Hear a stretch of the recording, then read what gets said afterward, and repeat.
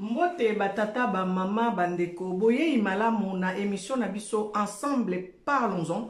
Ensemble parlons-en ezali émission ya polémique te. Ensemble parlons-en ezali émission yo ezakopesa biso bwanya mayele pe bososoli kozongisa biso na kati na nzela. Ensemble parlons-en ezali émission na bino yo nanu boza abonné te na chaîne na biso Angel Mizi officiel. Bo s'abonner, abonnement ezali gratuit. Bo aimer ba émission na biso, bo partager ezali ko cliquer na ngonga notification pour ete yo zwa ka émission na biso en temps et en air. Na bino ba ebozali abonné ya émission na biso ensemble parlons-en ya chaîne na biso. En tout cas toyebi koloba na bino merci. Merci na onyo soboza ko sala pona kati émission oyo. Merci pona ba conseil na bino. Merci pona ba commentaire na bino. Merci pe pona ndenge boza ko aimer ba émission na biso.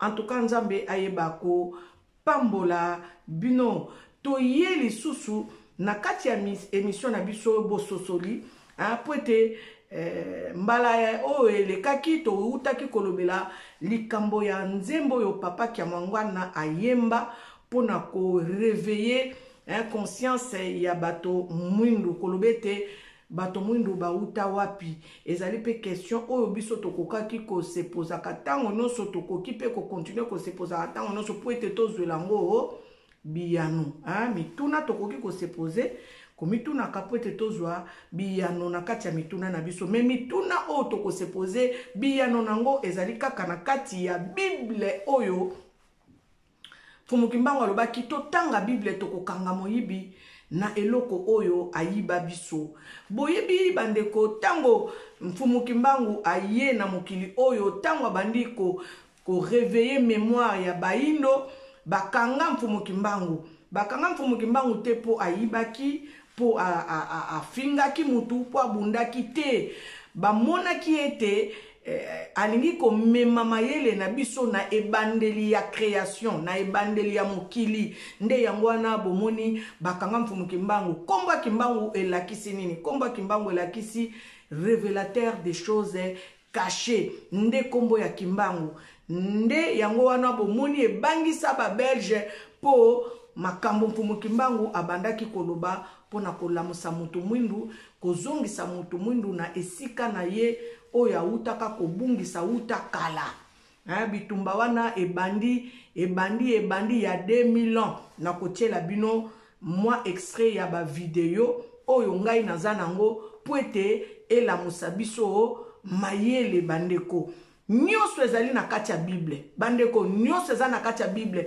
mundela ayela biso Bible c'est vrai ayela biso Bible alongola ba livre mususu oyo ya biso ba livre mususu ya biso nazo balokuta te soki nazo baboye parce que nazana élément moko oyo bayebaki kotindela ngai ezolobela biso ya Kibukongo oyo Bible oyo baye na biso bazala nango makomi oyo bakoko na biso bazalaka nango babandeki kosolola ngo na nzambe avant bandeko na banda kokota na kati émission na ngai nalingi natiela bino élément oyo tolanda yango tolanda yango bongo tokoyeba kososola malamu nini oyo ngai nalingi naloba na kati ya esika oyo tolanda malamu élément oyo.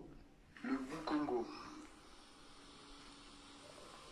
Donc, le Boukongo est le livre sacré et spirituel de tous les Kamites, de toutes les races de la terre. Il signifie le livre des Bena-Congo. Il renferme la jeunesse de l'humanité, l'histoire de l'humanité, la spiritualité originelle, les actes des prophètes et des avatars Kamites. Le Boukongo est le livre le plus vieux du monde. Il existe avant la Bible, le Tanakh, le Saint-Coran, la Bhagavad Gita, le canon pali bouddhiste, le Sharia Kisumad, les Védas indiens, ou même encore le Vatan nordique. Ses origines remontent depuis l'avant-déluge. l'avant-déluge. Il y a plus de 2 millions d'années avant Jésus-Christ. Le Bukongo fut révélé aux hommes par les ancêtres, nos créateurs. Banza Zazulu Ya Nzambe Amu. Le Bukongo est un ensemble d'écrits sibyllins. Ces écrits ont remonté le temps depuis des millions d'années pour nous parvenir grâce à l'écriture hiéroglyphique et les mégalithes de nos ancêtres, les Anous. Et ici on parle des Anous d'Égypte, donc ce peuple autochtone qui était déjà là avant les premières dynasties venues de Nubie. Ces écrits sacrés du Bukongo, traduits sur des pierres, des rouleaux de papyrus, dans des temples et pyramides tels que Khéops, Képhren, Mykrinos, ont été conservés depuis des millions d'années pour nous parvenir. Seuls les initiés Nabi Congo étaient habilités à enseigner le Bukongo aux disciples dans les temples de sagesse, les maisons de vie. On leur apprenait les mathématiques, la géométrie sacrée, la médecine, la philosophie, les hiéroglyphes et la spiritualité afin de devenir des initiés, des prêtres ou des chamans. Car le Bukongo renferme toute la technologie des ancêtres révélés aux hommes, comme le codex, le caducée, les mathématiques, la géométrie mystique sacrée, la jeunesse de l'humanité, les oracles et la théurgie. Le Bukongo est le livre le plus vieux du monde.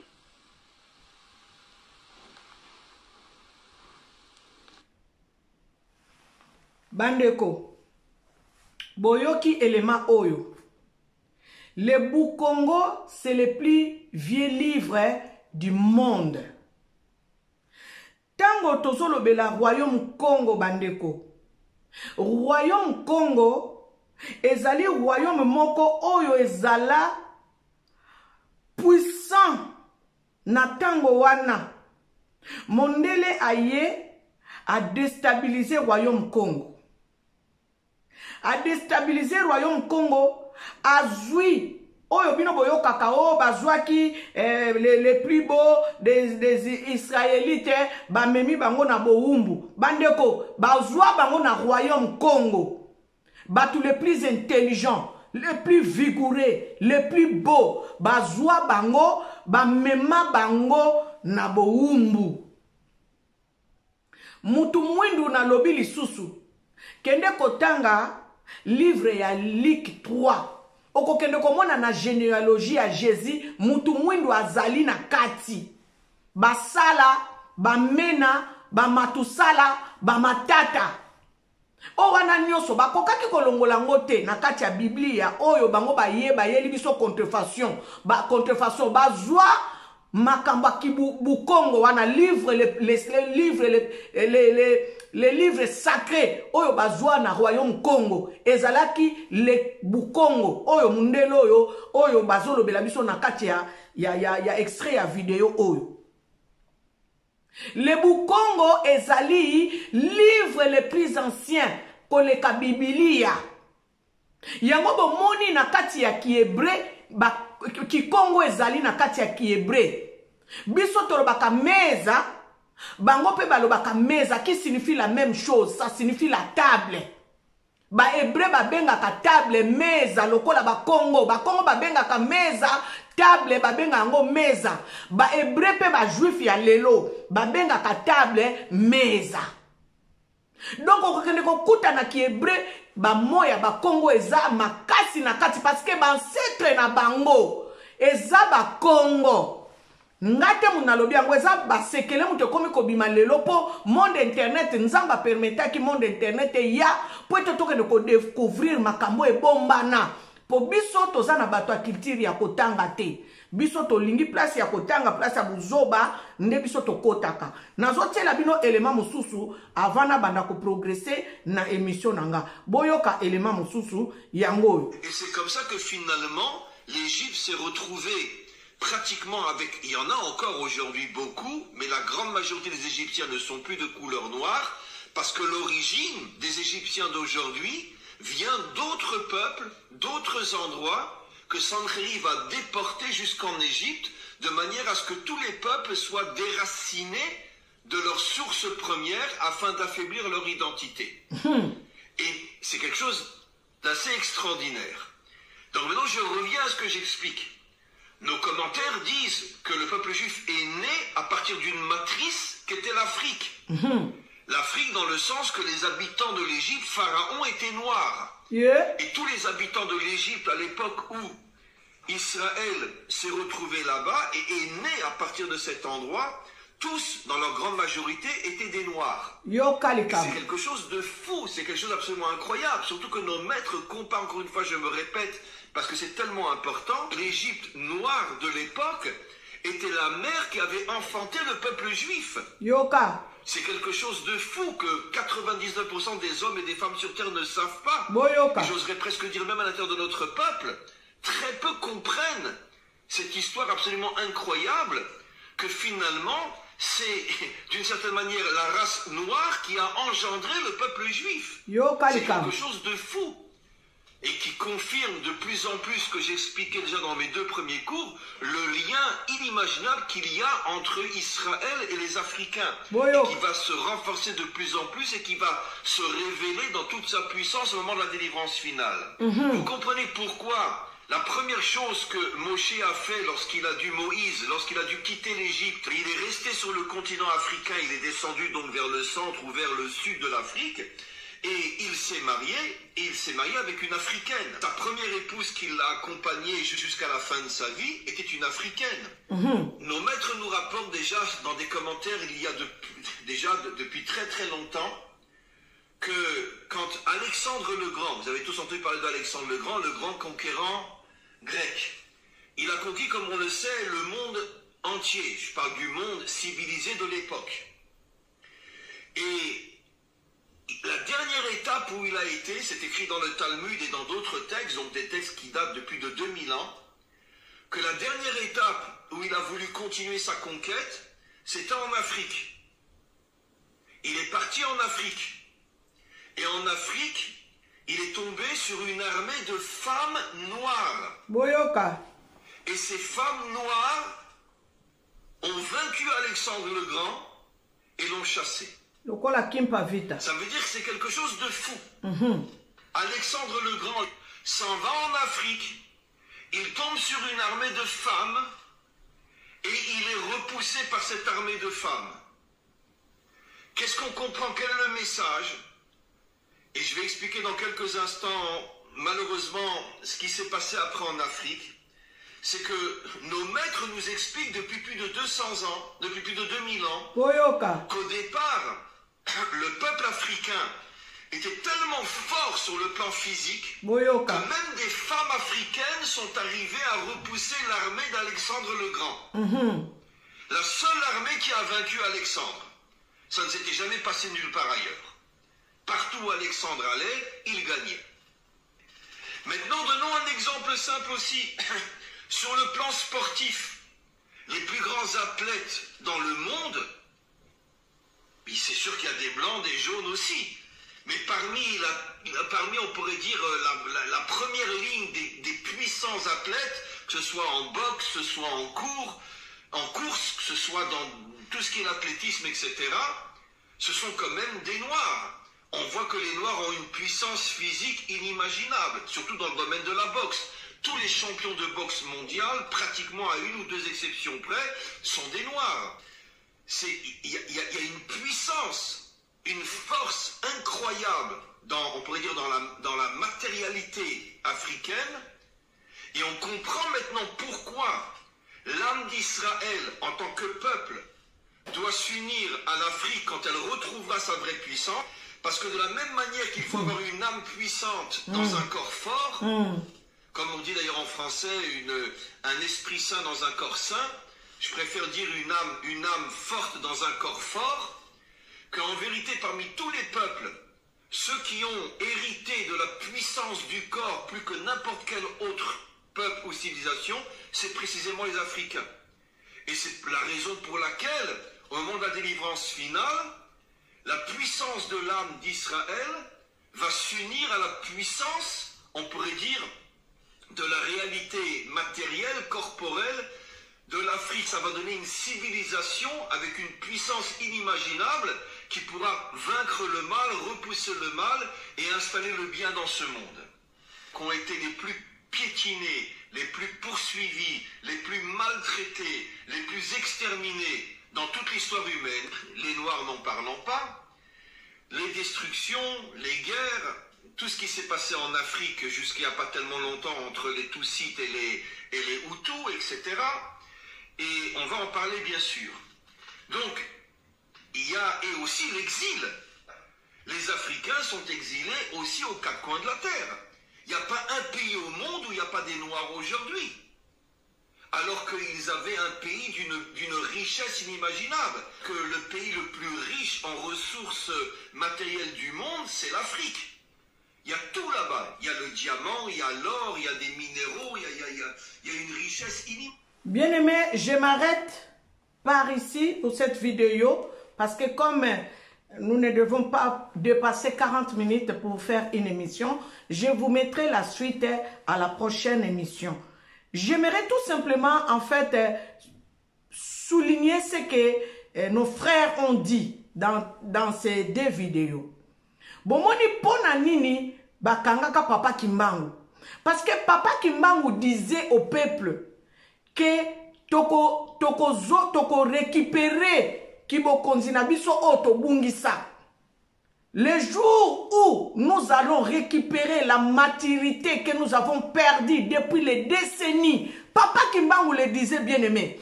Papa Kimbangu n'a pas fait de longues études.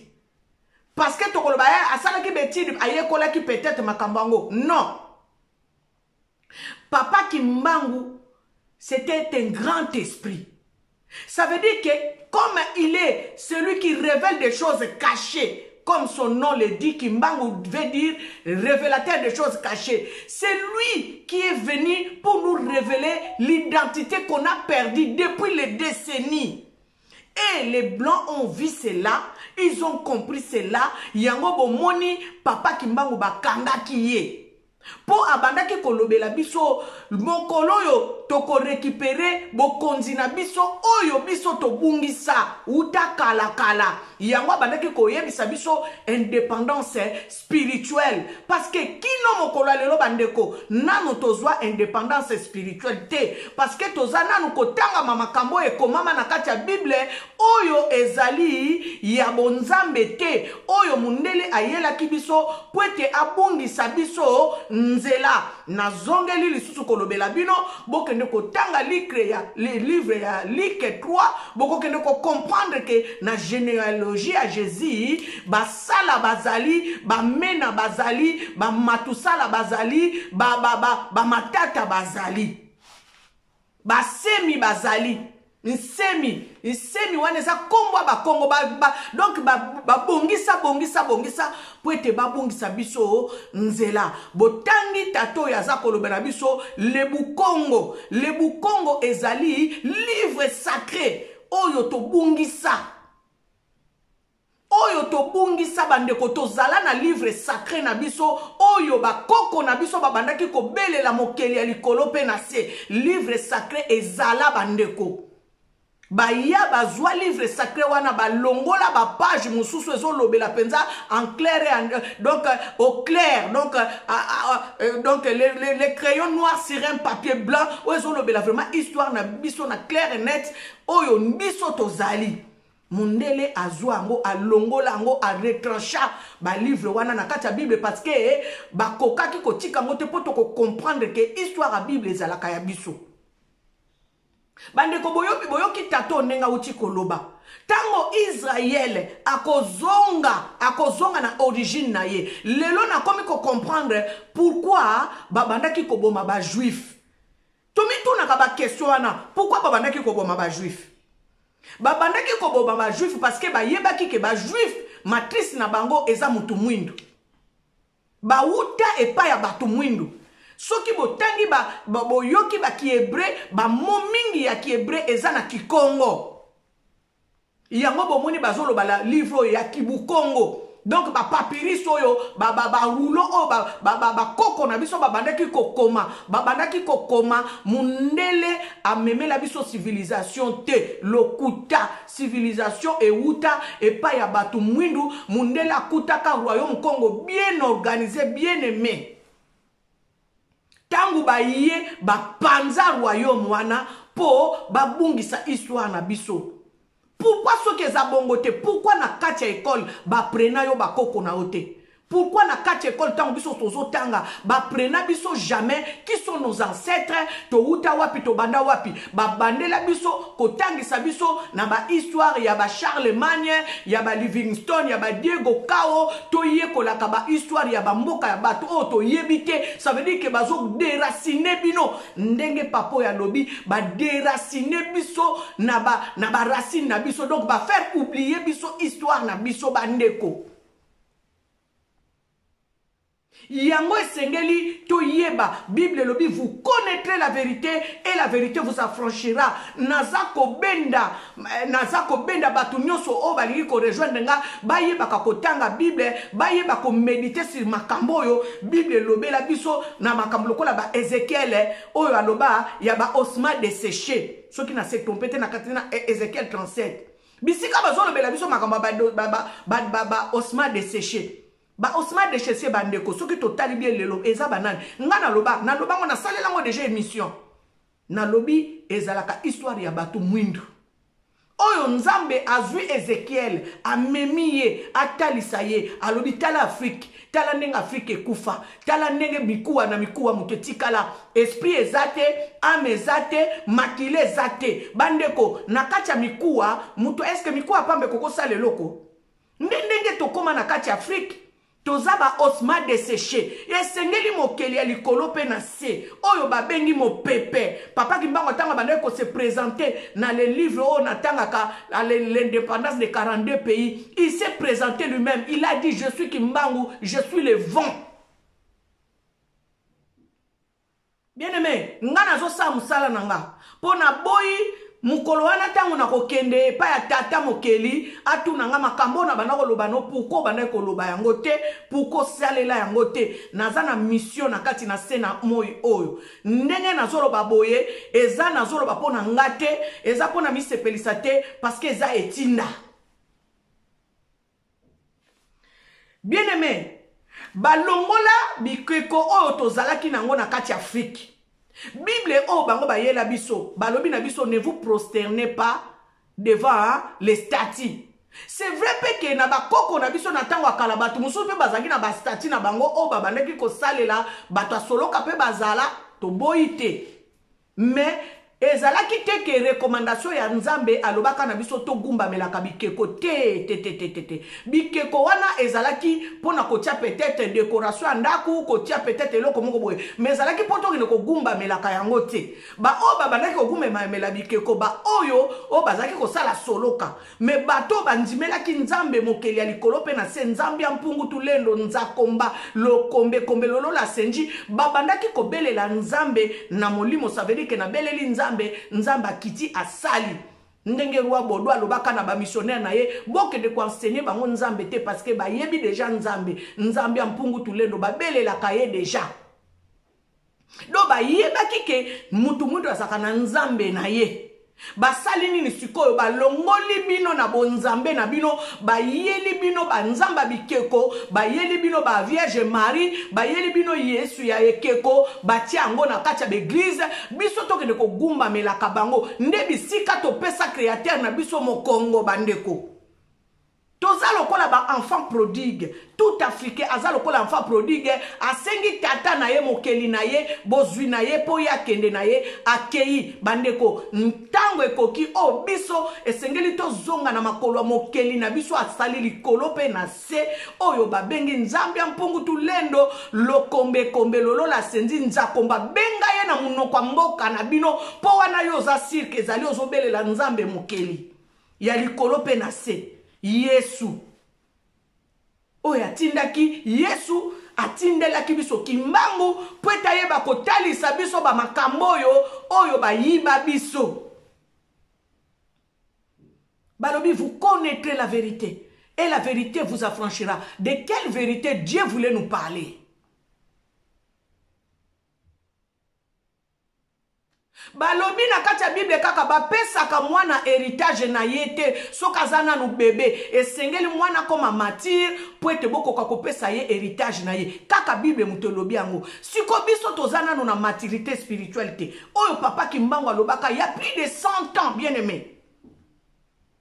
Le jour où vous allez récupérer la maturité spirituelle oyo bobungisa uta kala uta ba décennie boyoki batato basoloba banda ça fait plus de 2000 ans boumbu ya mutu mwindu nzamba lobi akopinir biso jusqu'à la 4e génération. 4e génération yango yo biso tozali esengeli yo nanga tolamuka po ete toyeba ko récupérer oyo tobungisa uta kala. Bien aimé, écoutez ce que dit la parole de Dieu dans le livre de Lévitique, Ecclésiaste 10:7. On nous dit, j'ai vu des esclaves sur des chevaux et des princes marchent à pied comme des esclaves. Dans le monde réel, il y a l'élo. Dieu parle de qui? Dieu parle de qui? Comparant, donc prenons ce verset. J'ai vu des esclaves sur des chevaux et des princes marcher à pied. Biso ba prince, biso bana bena Congo, biso yo bato yo tozalaka na livre de kile bukongo o ba bomba o ba yiba o ba yeba batiango wapi to yebite. Histoire na biso to koma be esclave. Biso ba prince to koma be esclave. Biso ba prince na ba princesse to koma be esclave. C'est de nous que la parole de Dieu parle. Nzamba zolobela biso bandeko. Biso ba prince to koma be esclave. Maman, papa, ba pasteur, je n'ai rien contre les pasteurs, je n'ai rien contre les hommes de Dieu. Arrêtez de nous prêcher le matériel, la bénédiction. Parce que ça fait longtemps. Oh, to bunga, to komaka matériel, vous serez bénis, vous serez bénis. Bien-aimés, nous devons nous découvrir. Biso bato mwindu, biso africain. Pourquoi nous souffrons? Pourquoi nous souffrons plus que les autres? Pendant que nous sommes en train d'écouter ce message-là dire que nous sommes les continents, nous avons un continent qui est plus riche que d'autres continents. Et pourquoi nous souffrons? Posons-nous la question. Yo muto yambo o nzamba kela. Pourquoi nous souffrir? Pourquoi ils souffrir? Parce qu'ils ont le loko moko oyo nanu to yebite. Ils ont le loko moko nanu to découvrir. Ils ont le loko moko oyo biso nanu to salelite. Ki bonzambe oyo ya mokeli. To kota na nzamba bapaya. Siko banzamba bapaya. Bazala ba arme na bango. Bango basalela kakinzambi banzambe na bango. Nde bazoko s'épanouir. Yo balobaki kogumba mela banzambe mususu te. Ba yela biso ba nzambe mususu omoni place toza na problème na nzambe mokeli parce que ba yela biso ba nzambe mususu. Bible lobi ne vous prosternez pas devant les dieux étrangers. Ba dieux étrangers wana banani bandeko toti kanano na nini na babike non, les dieux étrangers c'est oyo mindele ba yela biso nde ba dieux étrangers. Et ça va dire étranger, maman. Les autres découvrir vérité. Biso ka soke zaleka butu mwindu bandeko. Nzambe aza nzambe. A utilisaka n'importe quel moyen pour na komema biso na libération pe na délivrance parce que ayaki po takango la biso. Bomoni internet to salemi eza peut te comprendre ba makambo poto ye ba makambo parce que soki ezalaki kapona biso moko bandeko tolingai to découvrir ba vérité o te tolingai to banda kotinda bato bakende osala théologie po ba yekola kabonzambe yaya maman langi azwi ministère munene oyo asala théologie te Papa Langi ateya asala théologie te. Ateya par la révélation. Maman Langi a conduit un grand ministère par une révélation que l'Éternel et Dieu lui avait donnée. Que le Saint-Esprit lui avait révélé. Que kende kota la banananga bakangami na boumbu kindoki, boumbu ya coutume, ya tradition. Tradition, pas n'importe lesquelles. Parce que Nzamba monaki, to kangama na boumbu, ya ba makambo ba yela biso, et mema ba koko na biso na soloka, et mema ba koko na biso na magie, ba koko na biso ba kota occultisme, nde yango ya kiko sala ete, Maman Langi azwa ki mission, po ete biso to eba ko kangolama, na makamba kindoki, bande kwe bande na Maman Langi te, papa kimbangu ye moko, na kimiala, bien aimé, a Kangola, village Mobimba, bandoki amema bato amboka abiboya o moni kokoto o moni tata na ote o moni koko no to moni noko no to moni ndeko na ote mema bilamba bolanda ngai papa kimbango amema bango quelque part alobi na bango botala bana bato balobi tozo monate papa kimbango asali prière afongoli bato molimo bato wana nyoso miso molimo bamona batata na bango na ba mama na bango na kati ya misala kindoki babongwa na bakoma banyama babongwa ni bazwi bilongi mususu nde papa kimbango asali susu prière bazongi na état normal alobi na bango botika kindoki nde mission Maman Langi azwaki après na lobaka mission Maman Langi eza molimo mosantu ye moko mutapesa ye po ete biso tolonga na kati ya makamba kindoki tolonga na soloka tolonga na ténèbre tokangola mana boumbu ya lolenge nyonso boumbu spirituel boumbu physique boumbu matériel boumbu na lolenge nyonso. Bien-aimé, nde yango tozoyoka, les livres sacrés, oyo bazwa biso, oyo bazwa ba depota bato na biso mayele, mwana ya Rwanzinga Nkuvu, bazwa mwana Rwanzinga Nkuvu, akenda kopesa bango ba secret ya Royaume Congo, a livra bango ba secret ya Royaume Congo. Lelo ndenga tolobaka boye, mwana ya Rwanzinga Nkuvu, bakunda ye na Vatican. Azana tombe na ye na Vatican. To réclamer pe bazongi c'est la biso mwana ya Rwanzinga Nkuvu na kati mboka na biso pourquoi ba bomba ye na Vatican yende muta livra bango yende muta explica bango kibonzambe na biso yango catholique pe azwa makamba kibonzambe na biso asalela me abakisa magie na ye. Nous sommes un peuple puissant. Ce n'est pas pour rien Nzambe atika bilembe pona kolobe te tala mutu mundu ndenga azalaka endurant ndenge mutu mundu azalaka makasi parce que azali moto ya yambo mutu nyonso nakoyela bino video prochainement on mundele moko azoloba ke peuple nyonso auta na mutu mwindu mutu nyonso auti na mutu mwindu sikoyo yo mutu mwindu ozwa kibokonzi na yo kibo yaya na yo okaba yango likolo ya lentille na lobaka est-ce que vous trouvez normal que Esaú na Jacob mutu apesa droit de naissance na ye likolo ya lentille yaya ezana énigme moko ezana kati équation moko ezalaka na kati wana foko ngendo ko résoudre ngo bisika yo teka kibukolo na yo eza nini bandeko na ngina suki saboye na mokolo lelo.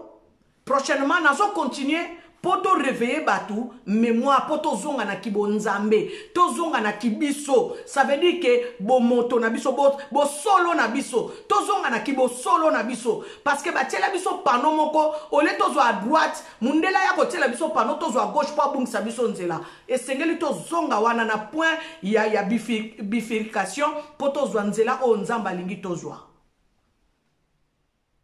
Bien-aimé, c'était votre sœur Angèle Miezi dans cette émission Ensemble Parlons-en. Si vous n'êtes pas encore abonné, abonnez-vous. Prochainement, Togola Sabino, la carte du Congo, il y a RDC, Oyo et Bimana se ya Mabele, il y a Capernaum. Togola Sabino, bande kopona kolobete Nzambe asia loba ozali nani, mutu mundo za nani, tu es qui? Veuillez vous abonner.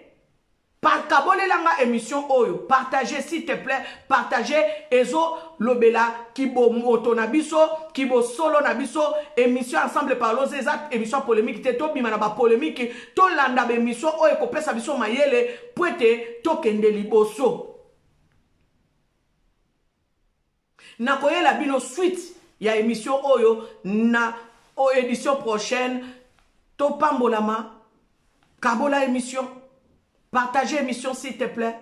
C'était votre sœur Angèle Miezi dans cette émission Ensemble parlons-en. Que l'Éternel Dieu puisse vous bénir abondamment.